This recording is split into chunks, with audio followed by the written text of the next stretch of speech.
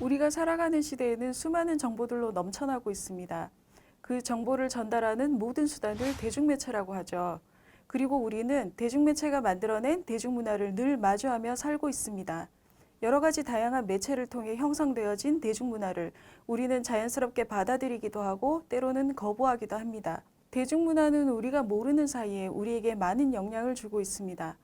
그 중에서 대중문화가 만들어낸 성문화가 우리에게 어떤 영향을 주고 있는지에 대해 이야기해 보겠습니다. 청소년들은 성에 관한 정보를 주로 어디서 얻는지에 대한 설문조사를 한 것이 있습니다. 그 결과를 보면 인터넷, 친구들, TV나 영화, 만화책, 기타로 이렇게 나오는데 여기서 친구들은 정보를 어디서 얻었을까요? 친구들도 결국은 정보를 인터넷, TV나 영화, 만화책에서 얻었다는 것을 알 수 있습니다. 다시 말하면 청소년들의 99%는 인터넷, TV나 영화, 만화책 같은 대중매체를 통해서 정보를 얻었다는 것을 알 수 있습니다.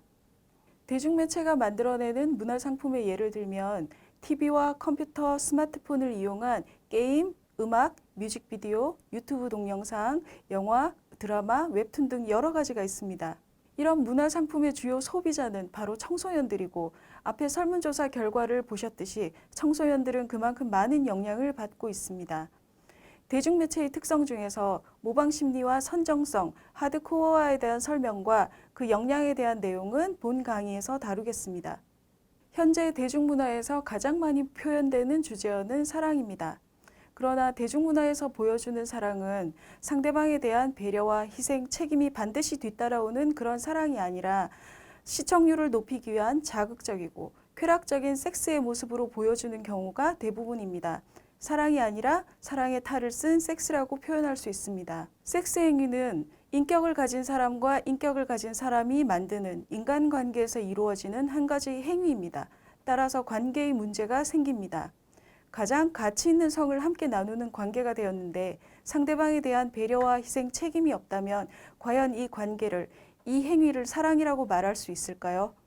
이런 성문화의 영향을 받아서 그대로 행위로 이어지면 어떻게 될까요? 남자들은 임신 출산이 자신과 상관없다고 여기고 섹스에 대해서 무책임해지고 여자는 섹스에 대해서 개방적이지 못하면 쿨하지 못한 여자라는 생각이 들고 또는 사랑을 잃을까봐 불안감을 느끼기도 합니다. 배려와 희생, 책임이 없는 관계에서 이루어지는 자극적이고 쾌락적인 섹스는 결국 관계를 끊어지게 만듭니다. 사랑이라고 착각하면서 한 섹스 이후에 사랑의 힘이 필요할 때 진짜 관계가 드러나게 되는 거죠. 대중문화 상품 생산자는 이윤 추구를 위한 활동을 할 뿐이며 그 영향을 받는 우리가 어떤 선택을 하든 그 결과를 책임지지 않습니다. 따라서 우리는 미디어에 노출되었을 때 미디어 정보를 분석하고 읽어낼 수 있는 능력이 반드시 필요합니다. 이 능력을 미디어 리터러시라고 합니다. 미디어에 담긴 의미를 파악하는 미디어 정보 해독 능력을 말합니다. 이 미디어 리터러시가 왜 필요할까요?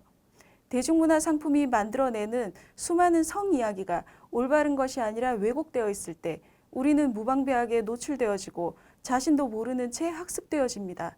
따라서 우리는 스스로 보호할 수밖에 없습니다. 대중매체의 특성을 이해하고 미디어 리터러시를 통해 옳고 그름에 대한 분별력을 갖게 되기를 바랍니다.